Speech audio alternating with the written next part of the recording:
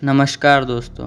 आज मैं आप लोगों के लिए ट्रेन में घटी एक ऐसी भूतिया घटना लेकर आ चुका हूं जिसे सुनकर आप लोगों के दिमाग के परखच्चे उड़ जाएंगे और ना जाने क्या क्या। चलिए बिना देरी किए शुरू करते हैं इस कहानी को।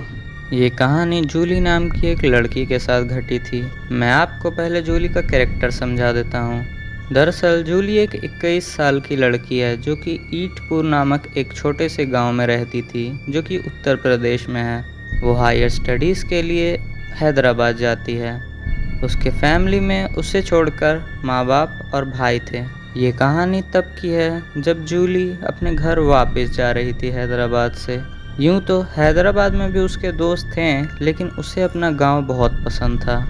इस समय दुर्गा पूजा की छुट्टियां थी और वो अपने घर जा रही थी। उसने फ़्लाइट बुक की हुई थी। फ़्लाइट थी 3 अक्टूबर की। 3 अक्टूबर को वो जैसे ही फ़्लाइट में चढ़ती है और बैठती है, ठीक 3 घंटे बाद मौसम बहुत ही ज़्यादा ख़राब होने लगता है। मौसम में ख़राबी के कारण उस फ़्लाइट को पास ही के गोंडा एयरपोर्ट पर लैंड करा दिया जाता है।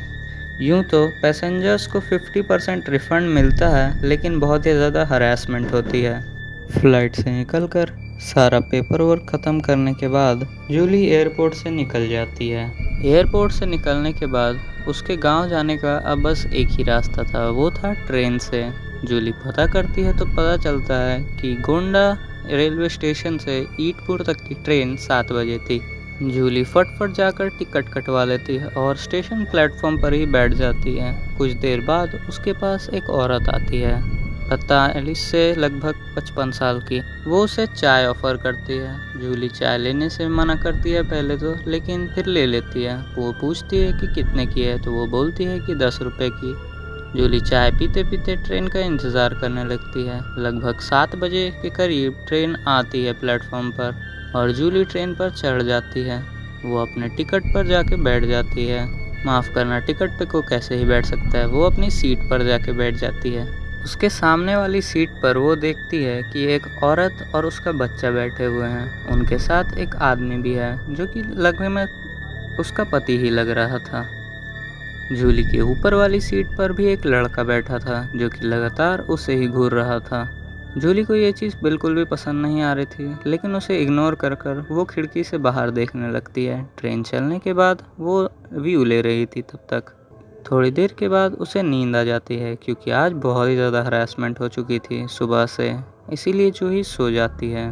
थोड़ी देर बाद जूली की आंखें खुलती हैं तो वो देखती है कि अंधेरा हो चुका है और उसके सामने जो लोग बैठे थे वो बहुत ही ज़्यादा बूढ़े लग रहे थे।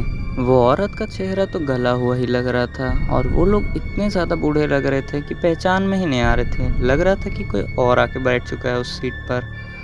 जूली हिम्मत कर कर उससे पूछती है कि तुम कौन हो और इससे पहले की वाली सीट पर लोग बैठे हुए थे वो उतर चुके हैं क्या? उधर से कोई रिप्लाई नहीं आता है। वो लोग एकटक सिर्फ रूही को देख ही रहे थे। रूही ये सब देखकर डर जाती है और वो अपनी सीट से उठती है। वो सबसे पूछती है कि ये लोग कहाँ थे अभी तक, वो लोग जो बैठे हुए थे इनसे पहले वो कहाँ गए। लेकिन ट्रेन में एक एक आदमी और एक एक औरत सिर्फ रूही को एकटक ही देख रहे थे और कुछ भी नहीं बोल रहे थे।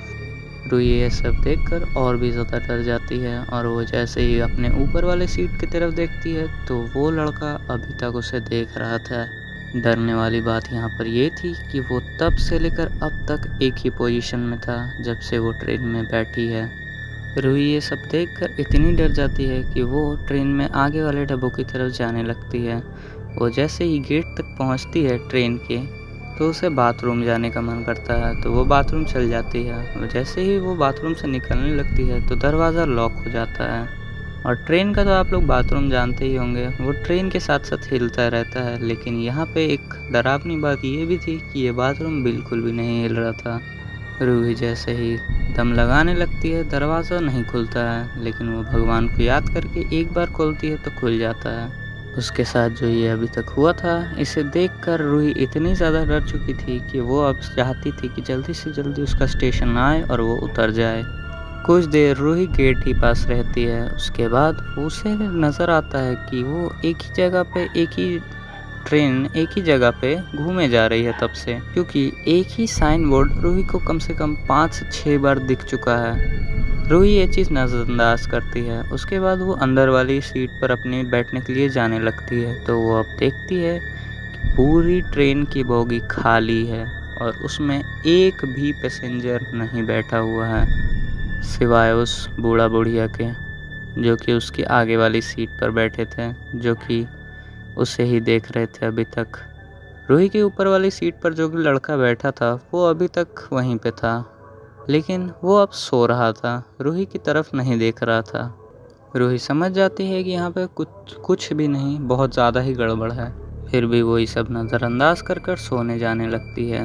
वो अपनी सीट के ऊपर जैसे ही बैठती है तो वो बुढ़िया उसके तरफ देखकर अजीब से रोने लगती है।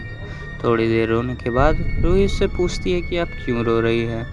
तभी वो ऐसे अपनी आँखों को अपने हाथों में लेकर रूही से बोलती है कि तुम इस ट्रेन पर क्यों चढ़ी। ये सुनने के बाद अब रूही में हिम्मत नहीं बची थी कि वो यहाँ पर एक भी मिनट रह पाए। वो वहाँ से भागती है अगली बोगी की तरफ भागते भागते उसका पैर फिसलता है और वो गिरती है। तो वो देखती है कि वही बच्चा उसके सामने खड़ा है जो उस औरत की गोद में था, और वो बच्चा बहुत ही ज़्यादा हंस रहा है।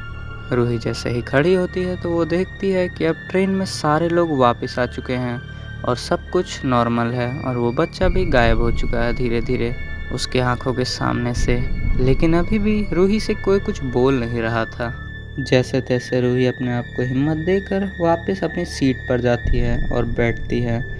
रूही अपने जैसे ही सामने देखती है वो तो दंग रह जाती है, क्योंकि वो बूढ़ा बुढ़िया जो अभी तक वहाँ पे बैठे थे वो अब नॉर्मल हो चुके थे जैसे कि पहले थे। मेरा मतलब है कि वो लोग अब बूढ़े नहीं थे, वो अब जवान हो चुके थे, और वो बच्चा भी उन्हीं के साथ था। रूही की फिर से आँख लग जाती है और इस बार जैसे ही वो उठती है ट्रेन में एक बार धप धप धप धप करके आवाज़ आने लगती है। रूही जल्दी से अपनी सीट के नीचे छुप जाती है। रूही नोटिस नहीं करती है, लेकिन ट्रेन में अब फिर से भी कोई भी नहीं था, यहाँ तक कि उसके सामने वाली सीट भी खाली थी इस बार तो। रूही के सीट के नीचे ही वहाँ से आवाज़ आने लगती है साइड से, कोई चल के आ रहा है। थोड़ी देर बाद दो उल्टे पैर आते हैं और रूही की सीट के सामने आकर रुक जाते हैं। रूही बहुत ही ज़्यादा डर रही थी इस समय। थोड़ी देर बाद वो दोनों पैर वापस चल जाते हैं। रूही हिम्मत कर थोड़ी देर के बाद वहाँ से बाहर झांकने की कोशिश करती है, तो वो दिखता है उसे कि ट्रेन में कोई भी नहीं है, पूरी की पूरी ट्रेन खाली पड़ी हुई है। तो वो दो पैर किसके थे ये नहीं पता।